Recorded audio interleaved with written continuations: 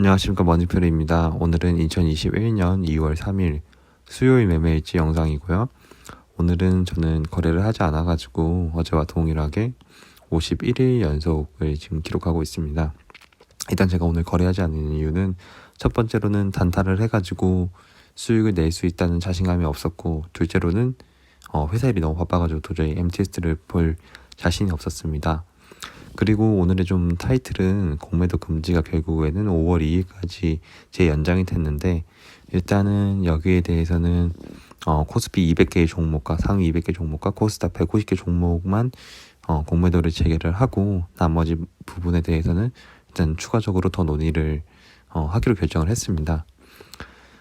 그래서 일단은 공매도가 결국에는 연장이 됐으니까, 그런 이제 특히 코스닥 종목에 대해서는 조금 더 시장 투자자들이 불안해할 만한 요소는 아무래도 좀 줄어들지 않았나라는 생각이 들고, 근데 그렇다고 하더라도 공매도가 재개된 종목에서 큰 하락이 나온다거나 그럴 여지는 크게 없을 것 같습니다. 제 생각은 일단 그렇고요.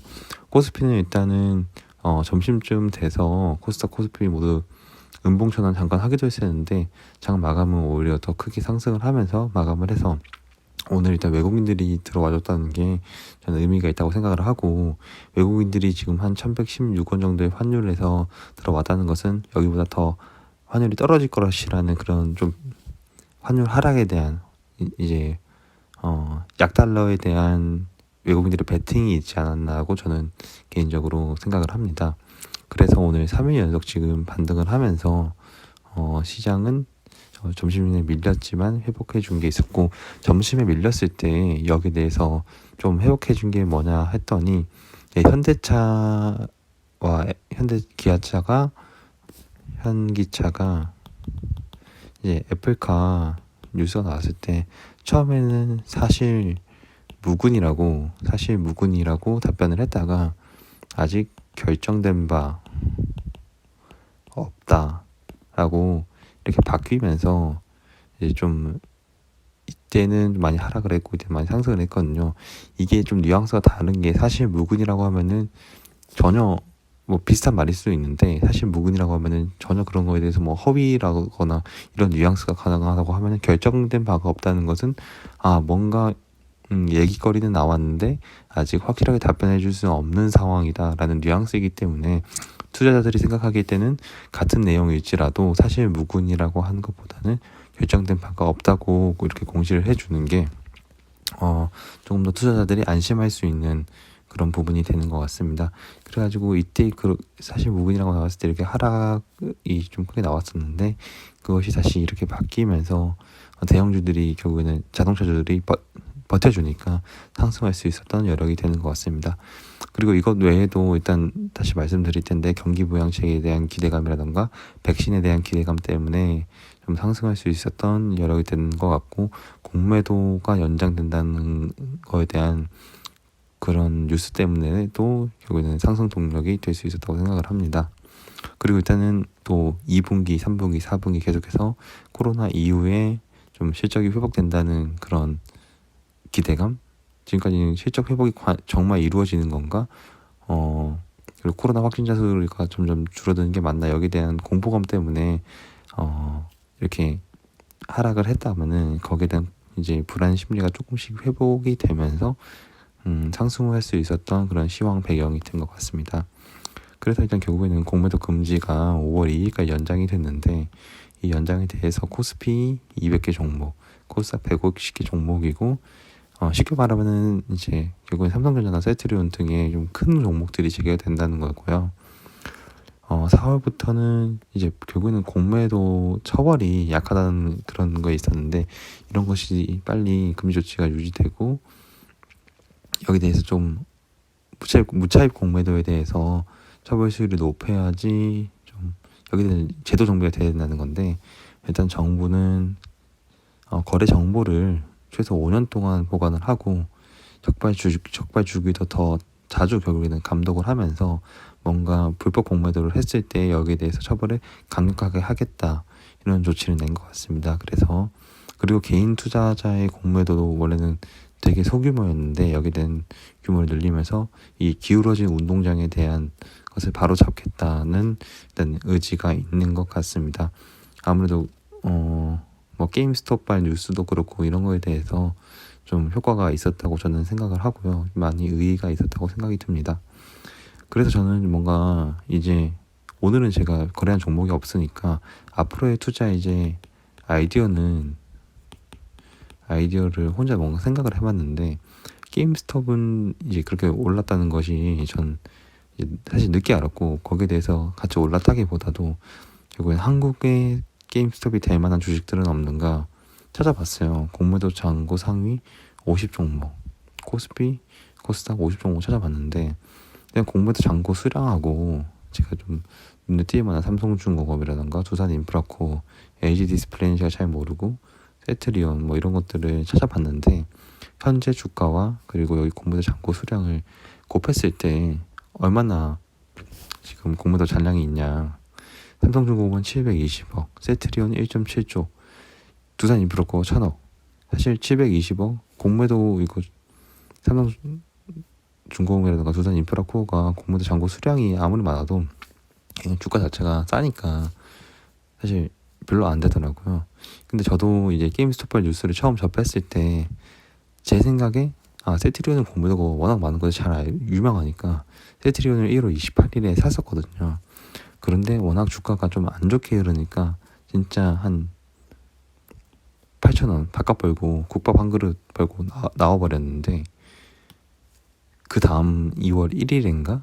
2월 1일에 봤을 때 15%가 올라버리더라고요. 그래가지고 정말 되게 아쉽다는 생각을 했는데, 그래도 일단은 뭔가 그런 생각이, 이런 투자 아이디어가 틀리진 않았다는 것에 대해서 좀 되게 좋은 경험을 저는 했다고 생각을 합니다.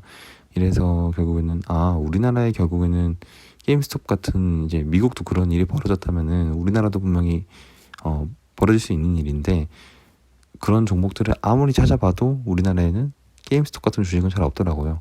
주식 상장수보다 공매도가 더 많은 이런 것들을 찾아보려고 했는데, 이 공매도 잔량 수량 나누기 상장 주식 수를 하면은 결국에는 그 비율이잖아요. 그 비율이 가장 높은 것을 찾으면 된다고 생각을 했는데, 그런 것이 잘 있지 않았고, 그나마 좀 할만한 것들이 세트리온 1.7조는 상당히 공매도가 많았다는 거잖아요. 그래가지고 거기에 대해서 이제 우리 동학개미들도 공매도 세력을 박살내는 것을 한번 보여줄 수 있지 않을까.